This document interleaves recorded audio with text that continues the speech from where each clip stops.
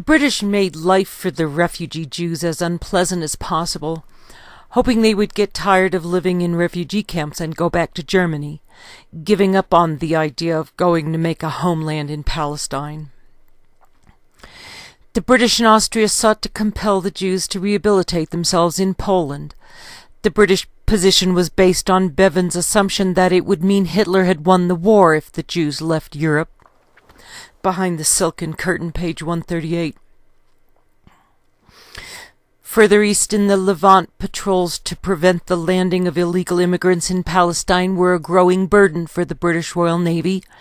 Often the appalling state of some of the hulks in which Jewish survivors from concentration camps put to sea caused patrolling warship captains considerable anxiety. For the boarding parties who had to go on board the immigrant ships at sea, it was frequently a difficult and dangerous and always an emotionally distressing task. Up to March 1947, the Navy had intercepted 78 ships carrying some 70,000 illegal immigrants and escorted them into the ports in Cyprus. A further 21 ships evaded the patrols. The decline of British sea power, page 3 and 4. Our problem here is clear, he said. We must get along with our Arab neighbors. We do get along with them. They get along with us. When we drilled our well, the first to take water from us were the Arabs who lived nearby. Behind the Silken Curtain, page 204.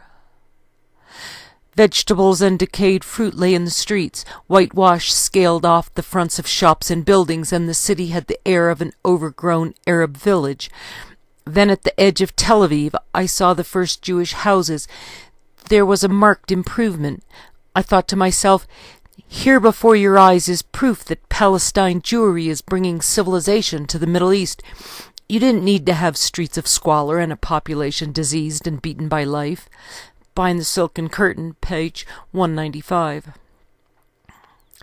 As we drove through the country, I became aware of a strange physical phenomenon.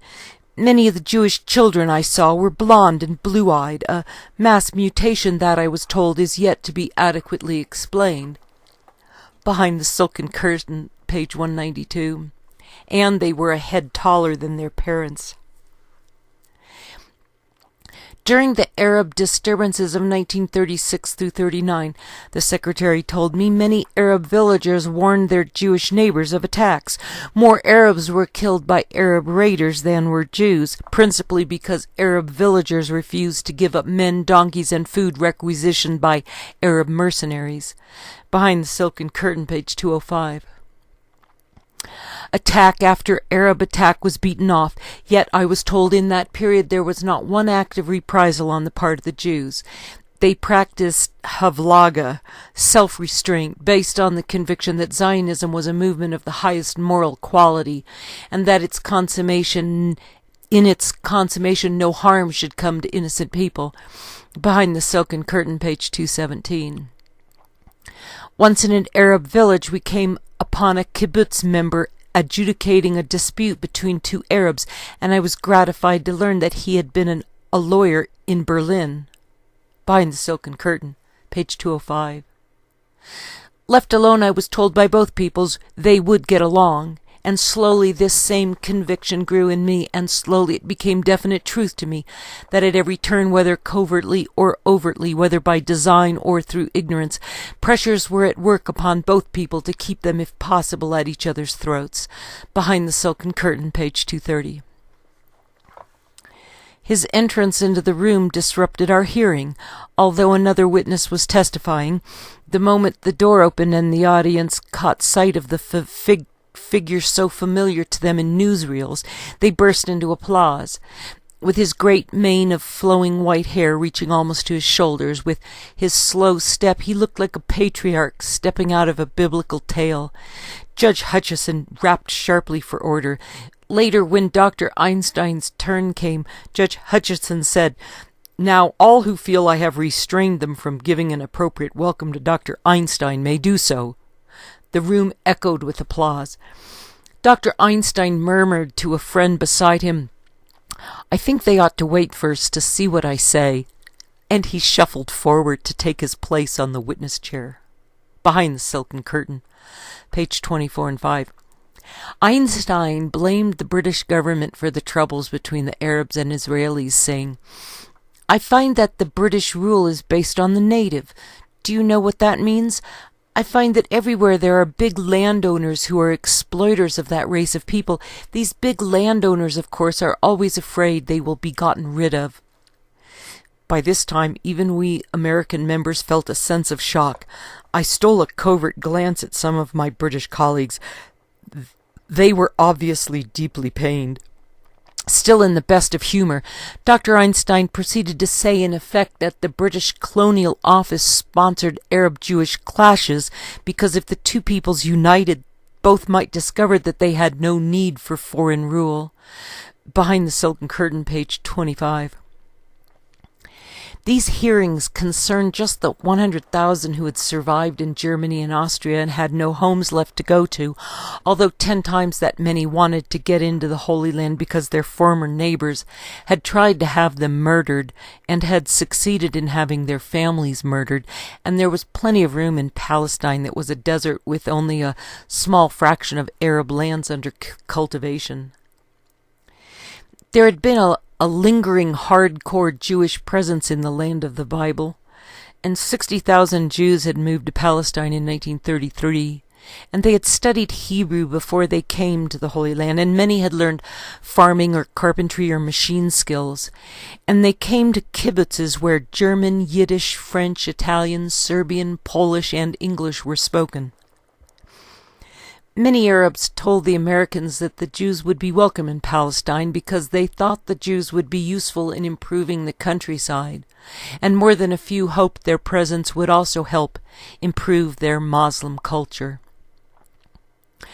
The doctrine of Mohammedism that had been foisted on the Arabs had left them with the problem of thinking of women as animals, and that led them to think of men as women, and homosexuality for them was not a personal choice but was a matter of state policy. And they cut off the sexual organs of their women and turned to men for sex, and they didn't like that Jewish women were not slaves, but still the Israelis were willing to work it out because 90% of the Arab populations could not read or write, and their average lifespan was 30 years, and half of their children died before the age of 5. The Arabs had blamed the state of their backwardness on the British, and they wanted the British out even if it meant making a deal with the Jews.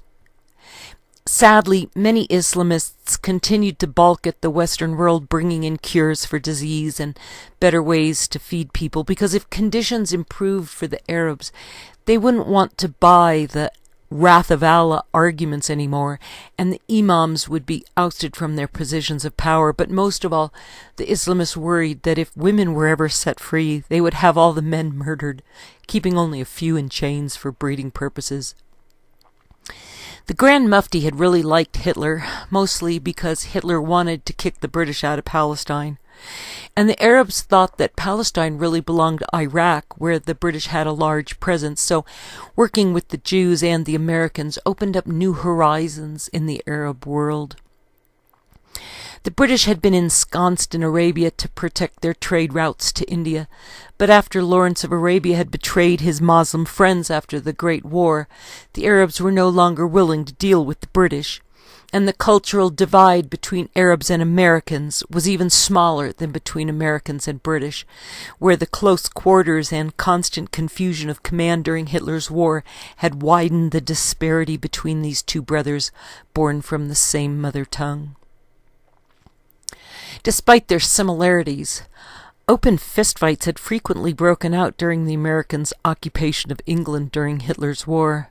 And while it wasn't so much a cultural gap of mere manners between the old country and the new world, the Americans had a unique feeling for the spirit of freedom that no European could hope to share. Before the Great War, the young General Ridgway had lost his West Point ring hunting crocodiles in Nicaragua and returned to America through Mexico overland with a fellow officer who would later survive the Bataan Death March. And Ridgway said that at Kasserine Pass they had put out a battalion as bait for an ambush, but that the Germans had known it was a trap. After the Great War, The first transatlantic flight in 1920 had brought America much closer to both the British Isles and to the Holy Land, and the first airplane had been named the Spirit of St. Louis, and General Bradley and General Pershing had been from Missouri, and the terms of surrender with the Japanese would be signed on the USS Missouri. So Churchill had chosen Missouri to give his anti-Russia Iron Curtain speech while standing in the heart of America. The German army had marched into Russia in 1941 after 2 years of bad crops, and the Russians had been refusing to buy German manufactured goods, and the Romanians had been agitating for higher wages, and if international Jews had started the war and were keeping it going from outside Germany, then if the Jews were done away with, the war would end. With the end of the war, America and Germany and England could be friends, and so Jews were sent for resettlement and for special treatment, and Bruno said that the movies made by the Germans showing piles of shoes and clothes and hair and teeth and eyeglasses had been made by the Nazis to show the German public that their efforts had not been wasted. The Germans considered that the movies of all the dead bodies in the camps were concocted as phony propaganda, pictures from a few isolated camps that had met with disaster. And in a movie made in 1961 called Judgment at Nuremberg, a Nazi officer said, "I wish to make this clear. I did not tolerate gratuitous cruelty. My men were there to exterminate people, not to torment them. Any misconduct by the guards was punished, I can assure you." "Won't you join us for a drink?" the American judge asked. "I would like to very much," the beautiful German woman said. "Incidentally, Max, I admired your article on Mrs. Berchtold very much. It was straight reporting. Her defense of her husband was quite eloquent," the news reporter said. "Are you going to do a story on these trials?" one of the other judges asked. "I'll tell you something frankly, Judge. At the moment, I couldn't give a story away on the Nuremberg trials," the news reporter answered. "What do you mean, Mr. Perkins?" the judge asked. "The American public just isn't interested any more," Mr. Perkins said. "The war's been over for 2 years, Mr. Perkins," the judge said. "That's right," he agreed. "May I take your orders, please?" asked the waiter in black tie and tails. "Ah, yes. See what the ladies will have. How about some more beer, Danny?" No. I think I've had my fill of beer. I'd like to try something else, if I may," the judge named Danny asked. "Why don't you try some Zmovingberg or some Zwiebenbinkel? It's a local wine," the beautiful Nazi wife inquired. "Yes, thank you. I'd like some of that," the judge said. "You see," said the Nazi wife, "I have a mission with the Americans, as Mr. Perkins can tell you, to convince you that we're not all monsters." The prosecuting attorney showed up at the table, and the Nazi wife stood abruptly and left purposefully. The others at the table stood until she was gone. "Mrs. Berchtold doesn't hold a big passion for me," the prosecutor said. "I prosecuted her husband." "There are many people who think that a death sentence would not be passed against General Berchtold today," the second judge offered. "Oh, I'm sure there are," the prosecutor replied. "I'm sure there are people who think that all the prisoners in Nuremberg should be free today, all of them." He realized people in the restaurant were staring and lowered his voice, ashamed. "Excuse me, I've had one too many, as might be painfully obvious to you gentlemen." The judge's beer arrived, and he said, "Proust." "Yeah, it's good beer. They make it good in this country." "The trouble with you, Colonel, is that you'd like to indict the whole country. Now, that might be emotionally satisfying to you, but it wouldn't be exactly practical and hardly fair," the second judge said, after which the prosecutor did the right thing and gave a speech that ended, "There are no Nazis in Germany. Don't you know that, Judge? The Eskimos invaded Germany and took over. That's how all those terrible things happened. It wasn't the fault of the Germans. It was the fault of those damn Eskimos. Excuse me." Captain Kirk showed up with a lovely young German girl, and we were treated to more scenes of driving down the streets of Berlin that were just block after city block of huge mounds of rubble, and the next scene showed the judge walking into a place that looked like Anne Frank's old house. "Colonel, please," the Nazi wife's maid's husband confronted the judge. "I have told you this before when you first came in. I say it again now. We are through with all this. She does not have to go. You have no right to order her to go." "Mr. Wallner," the judge responded, "I'm not asking her to go. I have no authority to order her to go." "Do you think we get a medal for appearing at these trials? The people do not like them. They do not believe that Germans should testify against other Germans." "Well, look," the judge said, "I haven't been prosecuting these cases for the past 2 years without knowing that. It is easy for you to say go. After the trials, you will go back to America, but we must stay here and live with these people." The circle of servants continued. "Mr. Wallner," the judge answered, "don't you think I realize what I'm asking?" "Then how can you come in here like a Gestapo man in the middle of the night?" Yet it was broad daylight outside, so the judge interrupted them. "Because they must not be allowed to get away with what they did," the judge declared. "And you really think they won't get away with it in the end?" Mr. Wallner said, and everyone paused. "I say to hell with them, and the hell with you." Mrs. Berchtold went to testify anyway, even though she said they would come and break the windows of her store. And the movie cut to a scene in the Nuremberg jail where the German prisoners were thrilled that the Americans were mobilizing against the Russians. The Nazi wife testified about what was sometimes called the Feldenstein case and sometimes the Feldenstein case, which had taken place in that very room during the good days of the war. The witness following Mrs. Berchtold was the prosecutor, with Captain Kirk swearing him in with the oath, and a movie projector was brought in and the lights were dimmed. The film showed a map of Germany with surrounding countries, and points began appearing, showing where there had been concentration camps, and within seconds the map was covered in black dots. The prosecutor said there was a motto for the camps: break the body, break the spirit, break the heart. And he said that sometimes the children were injected with morphine before they were hung up like pictures on the wall to die. Later that day, the Nazi wife joined the judge at a fancy restaurant to have dinner, and said to him, "I saw Mr. Perkins today. He told me they showed those pictures in the courtroom today. Colonel Lawson's favorite pictures. He drags them out at any pretext, doesn't he? Colonel Lawson's private chamber of horrors. Is that what you think we are? Do you think we knew of those things? Do you think we wanted to murder women and children? Do you believe that? Do you?" "Mrs. Berchtold," the judge replied, "I don't know what to believe." An upbeat strain of Du Liebschmier and Hürtgen started up with the band, and after an instrumental prelude, an excellent tenor broke into singing the song. "Good God, we're sitting here drinking," the Nazi wife continued. "How could you think that we knew? We did not know. We did not know." "As far as I can make it, no one in this country knew," the judge told her. "Mrs. Berchtold, your husband was one of the heads of the army." "And he did not know, I tell you, he did not know. It was Himmler. It was Goebbels. The SS knew what happened. We did not know. Listen to me. There are things that happened on both sides. My husband was a military man all his life. He was entitled to a soldier's death. He asked for that.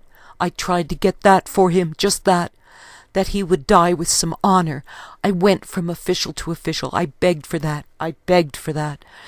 The other people in the restaurant started banging on the tables in time with ya, ya, ya, ya. She continued, "That he should be permitted the dignity of the firing squad. You know what happens. He was hanged with the others. And after that I knew what it was to hate." The dialogue was almost drowned out by the drinking song. "I never left the house. I never left the room. I drank. I hated. With every fiber of my being, I hated every American I've ever known. But one cannot live with hate. I know that, Dan. We have to forget. We have to go on living. They were completely silenced by the rousing singing of Du Du liebst mir and Hürtgen. The camera panned the room, showing everyone with a fancy German Bierstein, banging them on the linen-covered tables as sweat poured down the fat conductor's face and the scene faded to black. The next scene was in the courtroom, and the Nazis' defense lawyer had risen. "May it please the tribunal, the defense attorney said. "Yesterday the tribunal witnessed some films. They were shocking films, devastating films. As a German, I feel ashamed that such things could have taken place in my country. There can never be justification for them, not in generations, not in centuries. But I do think it was wrong, indecent, and terribly unfair of the prosecutor," his voice grew louder, "to show such films in this case, in this court, at this time, against these defendants." The defense attorney was now shouting. "And I cannot protest too strongly against these tactics. What is the prosecutor trying to prove? Is he trying to prove that the German people as a whole are responsible for these events, or that they were even aware of them?"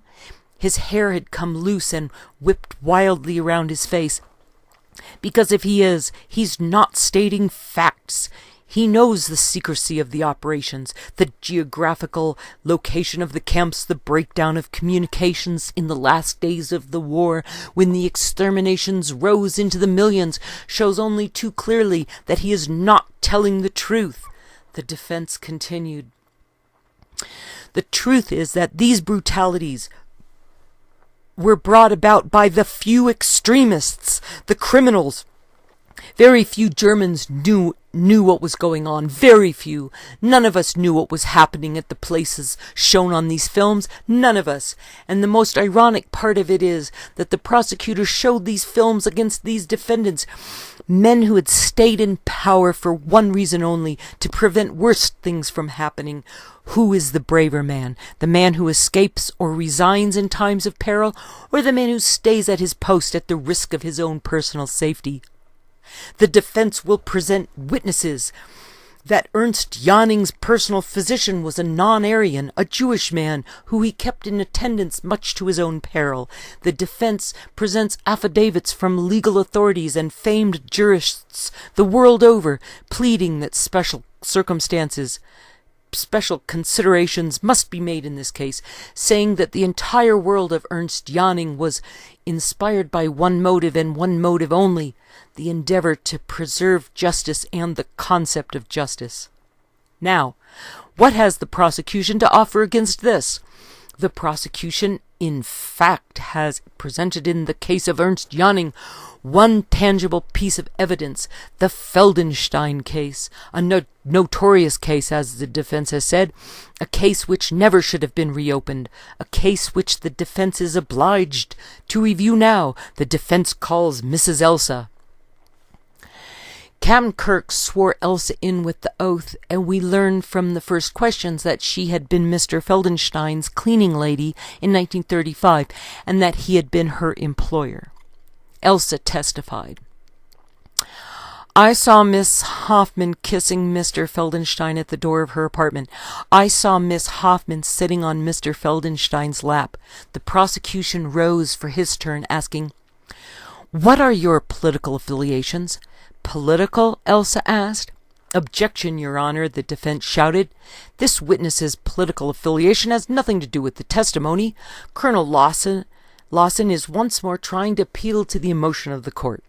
Objection overruled. "Now, would you answer that question, please? Were you a member of the Nationalist Socialist Party?" "Yes, I was. We were forced to be." "Now, when did you become a member of the Nazi Party?" the prosecutor asked. 1933, she said.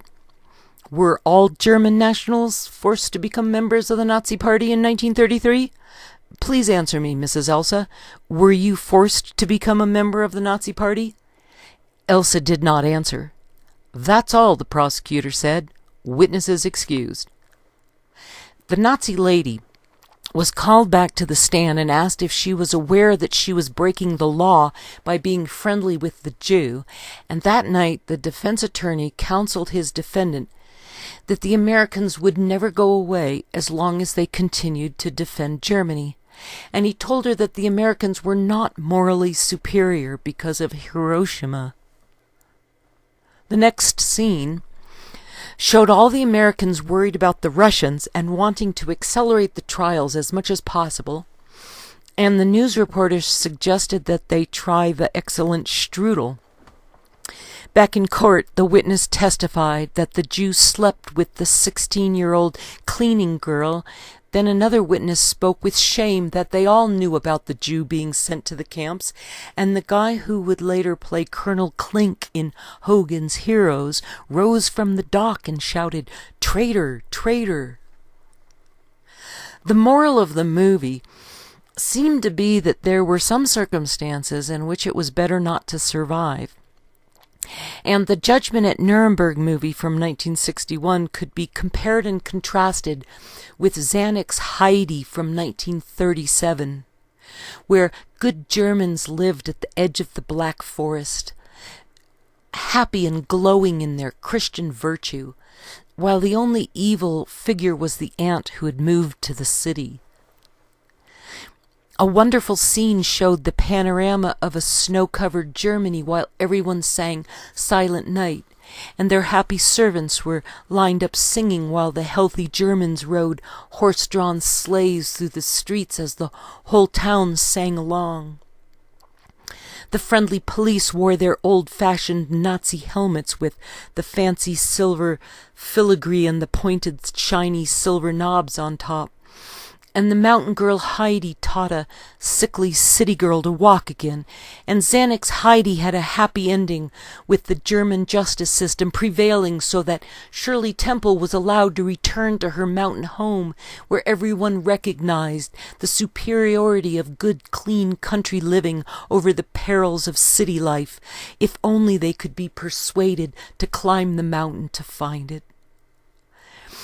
Anne Frank's father had been a decorated German officer during the Great War, and he had worked at Macy's in New York for a while. And Hannah said that Anne Frank died because Dutch Jews drew a line between themselves and foreign refugee Jews, thinking that as Dutch Jews they could be safe by cooperating with the Nazis because the Nazis were only after German Jews. Simon said, "If all the Jews had been saved that I was told about in those months, there would have been more Jews alive at the end of the war than there were when it began." The Murderers Among Us, the Simon Wiesenthal memoirs, edited by Joseph Wexberg, New York, McGraw-Hill Book Company, 1967, page 11. Eichmann had wanted to help the condemned Jews by making their journey less difficult, believing they would be helped if they knew there was no escape and that there was no chance of putting up a struggle or imagining a way out of it. And if the death machine ran smoothly, the cooperation of the victims would make it easier on them as they gave themselves up to their fate, because by this time most everyone already knew that they were not welcome anywhere, and that nobody would come to their aid. Eichmann wanted to spare them the confusion of disorganization during their journey to the camps, so he brought order to the process. While in Romania, the Germans had to insert themselves between the local people who had managed to get rid of 1/3 of their Jews without any outside help. The Romanian government wanted to stop the shipment of their Jews to Germany because too much money was being made selling escapes to Palestine. But Germany needed the Romanian Jews for labor, so an intervention had been made. The first Jews driven out of Germany had been forced out because of their politics, not their race or religion, and Hannah said that it wasn't far from helping Jews escape to helping the Nazis deport them. Jews were accused of not being German, and if they left Germany, that would prove it. So they stayed and stayed in hopes their fellow Germans would come to their senses. Hannah said that after the Reichstag fire, there were no more bystanders, and people would say, "Oh, we warned them. We told the Jews to get out of Germany. It's their own fault if they stayed." Others thought that giving the greedy, lazy Jews some honest work in Germany was doing everyone a favor. Many believed Jewish quote-unquote homelessness had been the cause of the Holocaust, and that a Jewish state was needed in response. And Christians applauded this as a fulfillment of biblical prophecy. And while Jerusalem had been destroyed 17 times, it was now time for peace. So on the 14th of May in 1948, Israel became a state, and opium was grown directly to the north, the south, and the east of Israel, and to the west was the deep blue sea. The robbed European Jews were not minority immigrants who could be thrown a bone and told to move on, but were people who had known good houses and decent food, and who would pursue claims against the Germans for having stolen their lives and their families.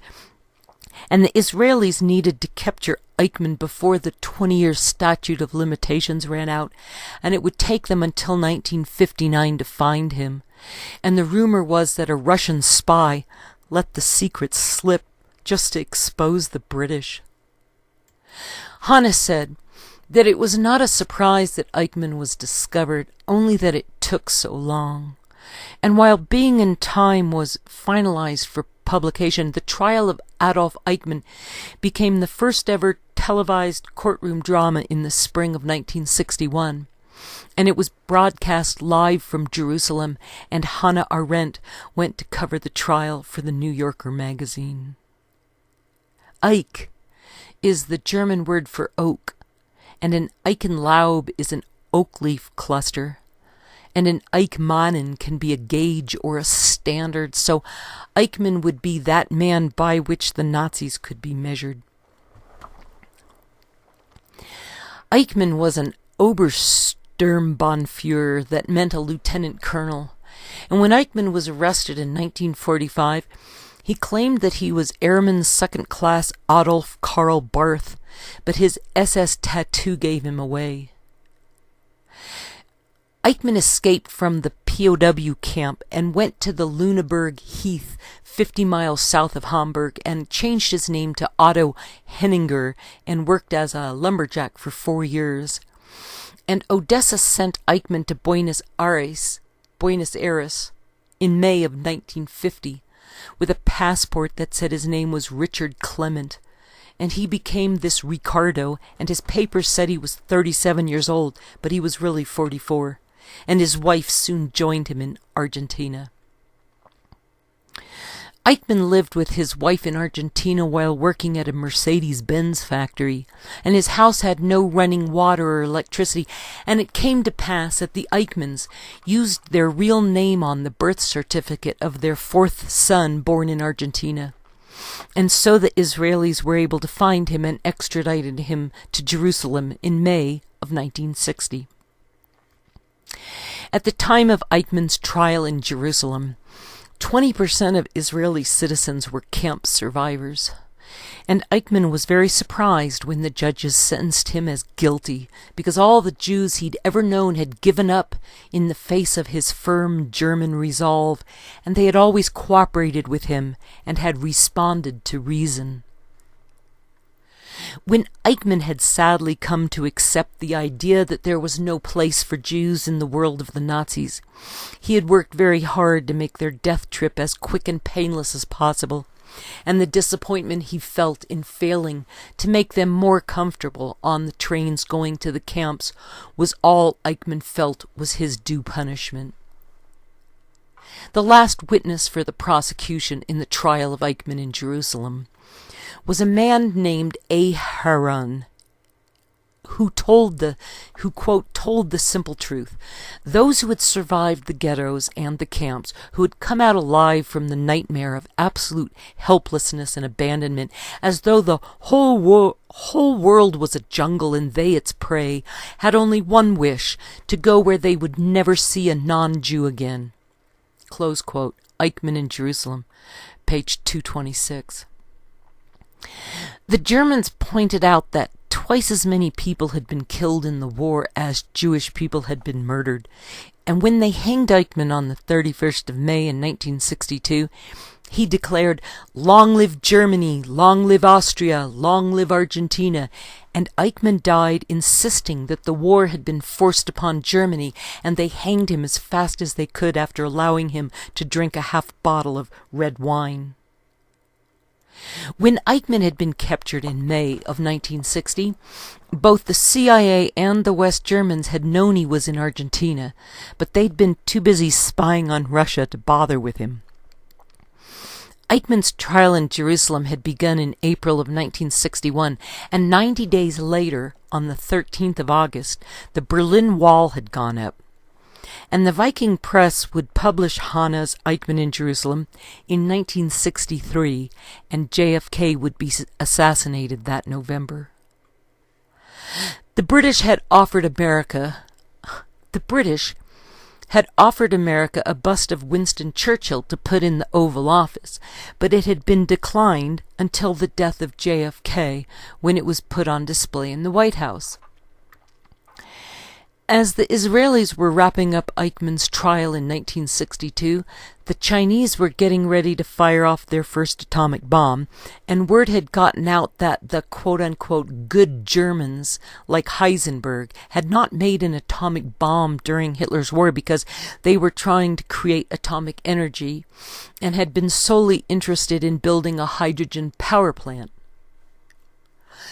As soon as Stalin died in 1955, the British were kicked out of Egypt, and the Muslims were able to attack the new state of Israel now that Stalin's iron fist was no longer around to keep them in line. As soon as Stalin lay silent in the grave, Churchill announced that the Royal Navy had a hydrogen bomb, not just an atomic bomb, but a plutonium bomb, and they also had submarines from which to launch them. The U.S. had fired off its first hydrogen fusion bomb, the kind that used a fission bomb as a trigger, on the 1st of November in 1952, and 3 days later, Ike had won the presidential election running as a Republican, and he won an electoral college landslide that put the Democrats out of business for the first time in 20 years. The southern states refused to vote for Ike because he was promising to use the army to force desegregation upon them.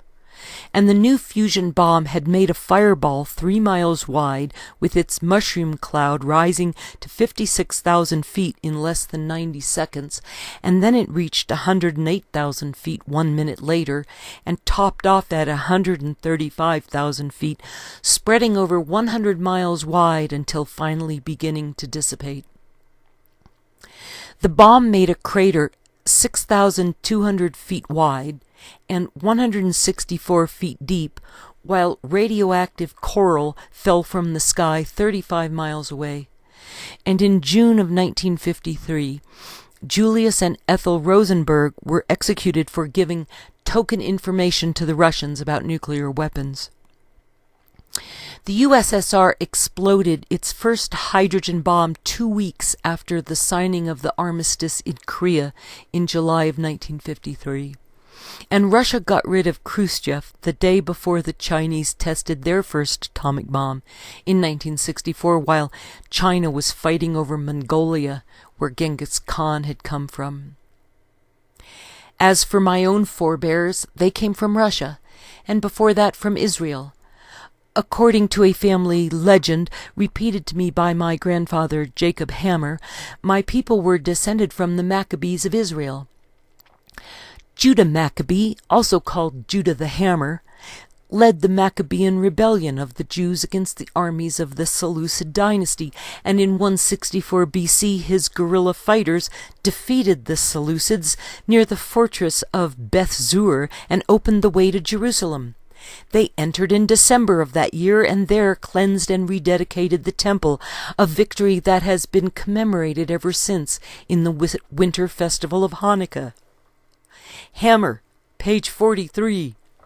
The Germans were still blaming Jew communists for Hitler's war, and so it came as no surprise that the atomic bomb had been invented by Jews, and a Jew had devised the Treaty of Versailles, and the Jews had been behind the stock market crash and had caused the inflation, and Germans still believed that the war would have ended if the Jews were done away with, because they had been the ones behind the Russian communism in the first place. When the atomic bomb was invented in America, those who knew how to build it had sworn themselves to secrecy because they knew the danger of a nuclear arms race, and the Rosenbergs didn't give the Soviets the secret, but somebody did. Maybe German scientists captured after Hitler's war and taken to Lubyanka prison in Russia. But the Rosenbergs took the brunt of the blame because somebody had to be held responsible, and the Russians weren't telling.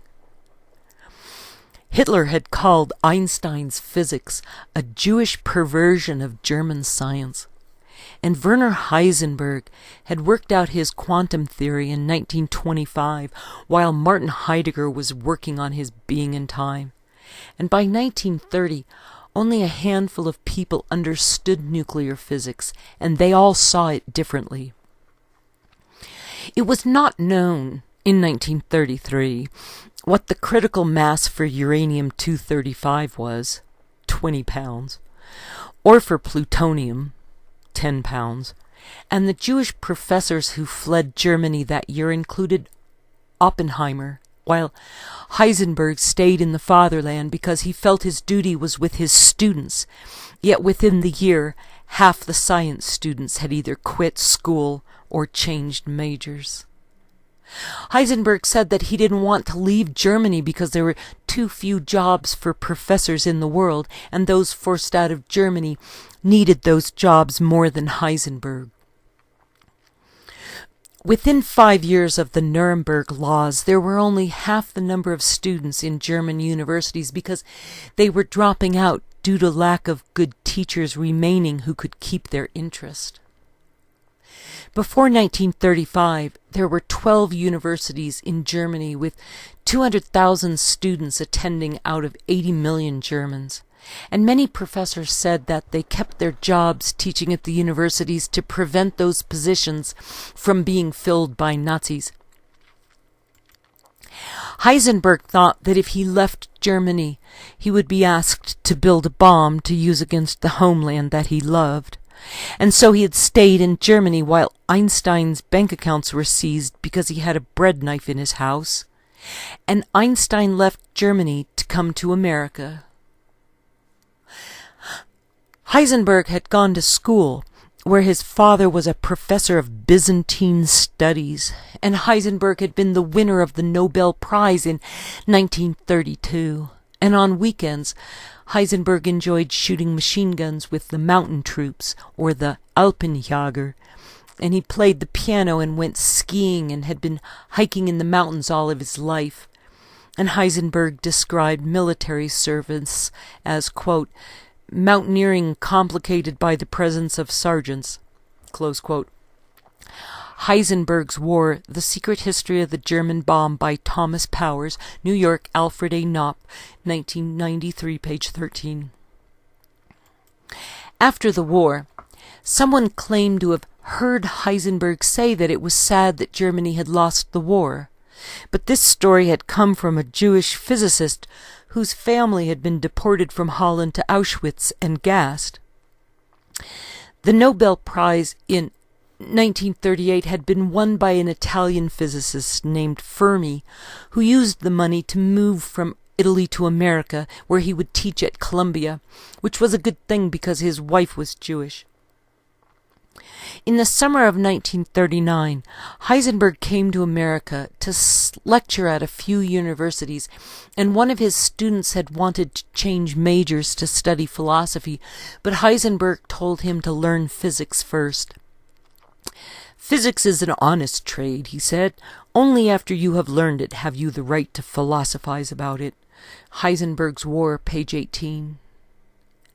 Some physicists had tried to get everyone to stay quiet about the new atomic discoveries, but they warned the French too late, and word spread. And in January of 1938, the Rockefeller Foundation had opened the Kaiser Wilhelm Institute for Physics in Germany. And by Christmas of 1938, fission was achieved in Berlin by two professors named Otto Hahn and Fritz Strassmann, who split a uranium atom to release 200 million electron volts, and they published their work in January of 1939. The Saturday Evening Post ran an article on the 7th of September in 1940, saying that Germany was building a bomb, and by 1942, Heisenberg knew how much uranium-235 he needed to make an atomic bomb, and he told Speer that it would be as big as a pineapple. Heisenberg told the Nazis in 1942 that he could build them a bomb, but that it might blow up the whole world, and they believed him. And they also thought that uranium physics was a trick created by Jews in their suicidal desire to blame Germany for the end of the world.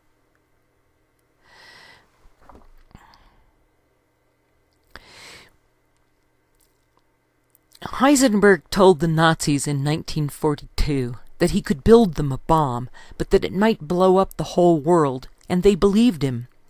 And they also thought that uranium physics was a trick created by Jews in their suicidal desire to blame Germany for the end of the world. The Germans also believed that America would not come into the war because so many Americans were of German extraction, and Heisenberg wanted FDR to tell Hitler that America would fight. But in 1940, FDR wanted the voters to think he could keep them out of the European war. A month before the first atom was split, a German physicist and her nephew in Austria had figured out atom splitting while walking through a Swedish forest, and she wanted to keep it secret, but her nephew told everyone about it on New Year's Day on his way to Copenhagen, and within the month, physicists in Russia, France, Italy, Germany, California, and George Washington University were busy making their own little chain reactions. Enrico Fermi asked the Navy if they wanted him to build them a bomb, and the Navy said no thanks, so he had to talk them into it, which took a while, and that became the Manhattan Project, where Fermi would design the first atomic reactor. Einstein in German meant one rock, and a beer mug was known as a Stein because the original beer mugs had been made out of stoneware.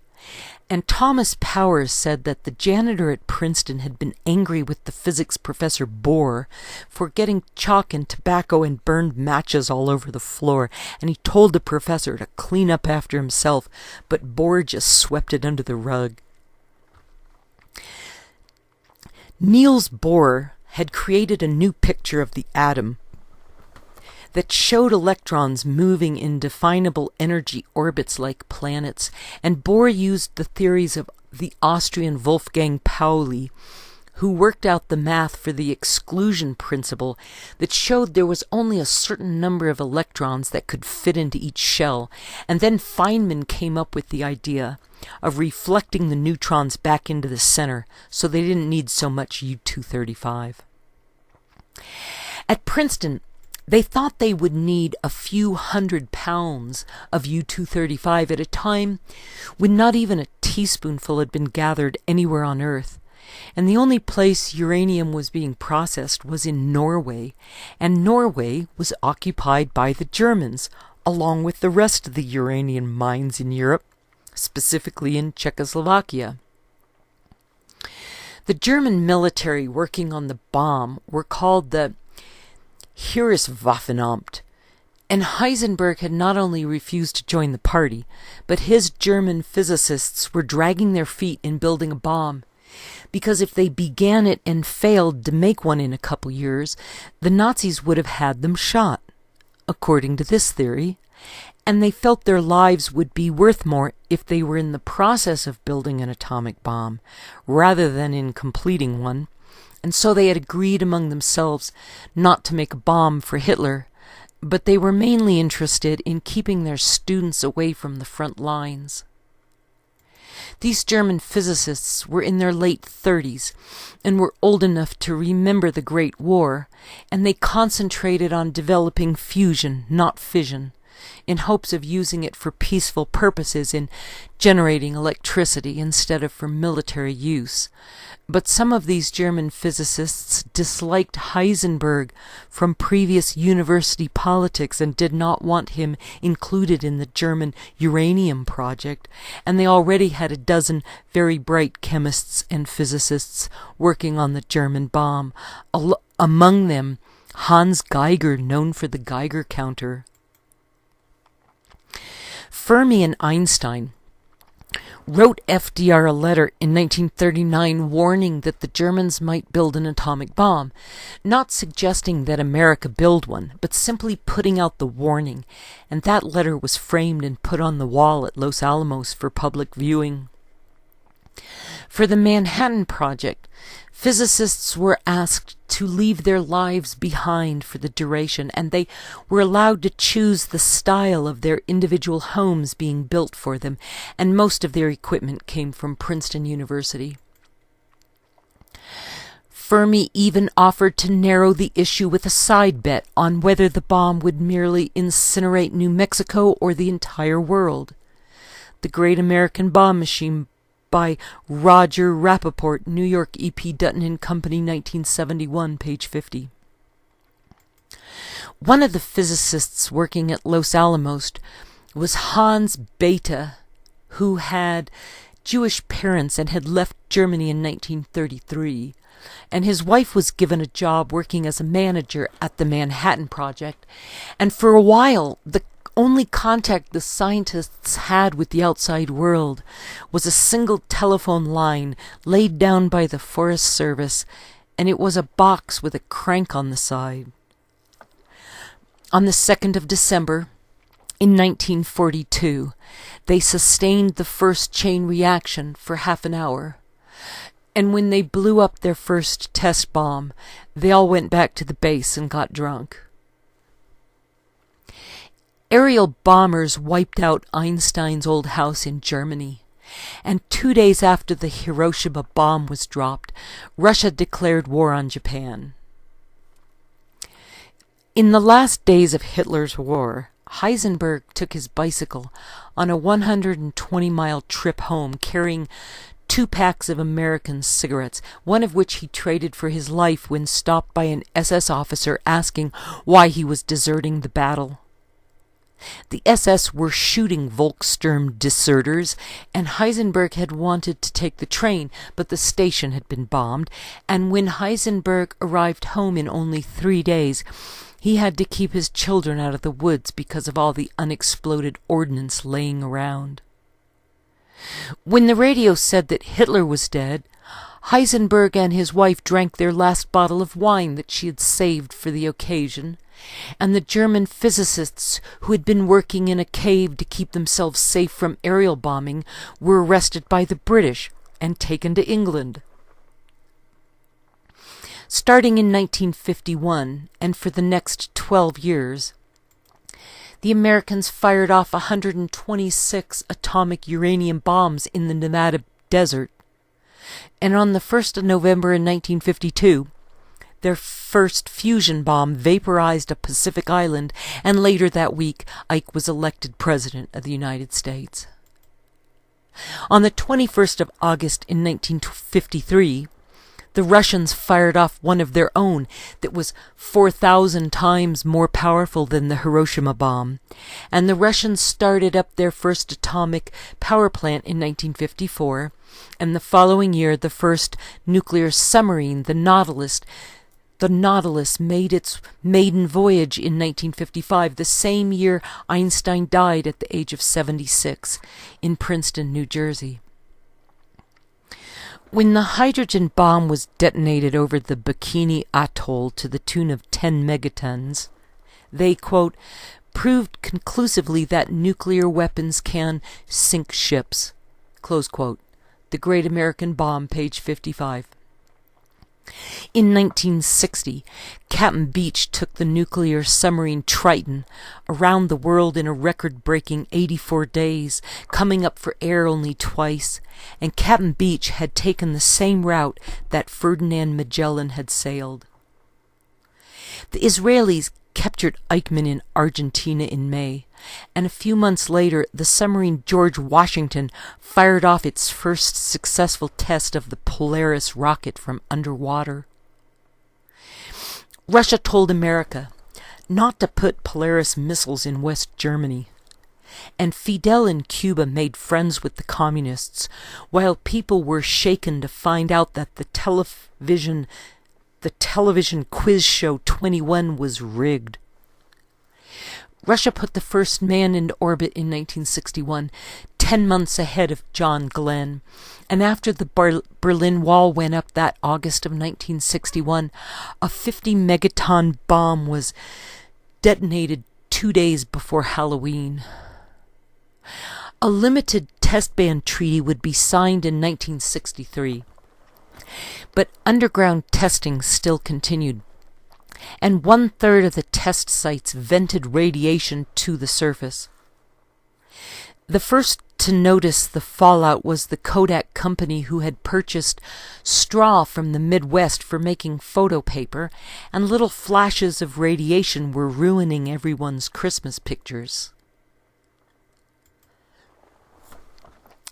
Tailings from the uranium mines were sold as fill dirt for new houses, or it was just dumped, contaminating rivers and water tables, and radiation was found in the Lake Mead reservoir that supplied California, while the physicists at Los Alamos had thought someone would have figured out how to contain and dispose of nuclear waste well before then. This grayish metal, worth $43 a gram, is one of the most dangerous substances known. Minute quantities inhaled or embedded in the skin can be lethal.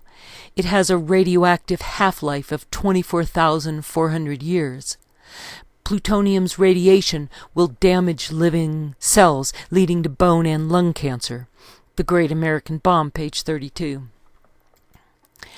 High school students would be taught that mass is just frozen energy, gravity is the inclination of energy to become matter, plasma is steaming energy, and Marie Curie, who had come from Poland, had kept notebooks that will remain radioactive until at least the year 3500. NORAD was built into Cheyenne Mountain in Colorado in 1961, using 1 million pounds of explosives to remove 90,000 cubic yards of solid rock and adding 40,000 cubic yards of concrete, while the Russians built bombs that could collapse the entire mountain, leaving a hole 300 feet deep. On the 30th of August in 1963, the red-hot phone was hooked up between the Kremlin and the White House, and 3 months later, JFK was murdered on home movie film.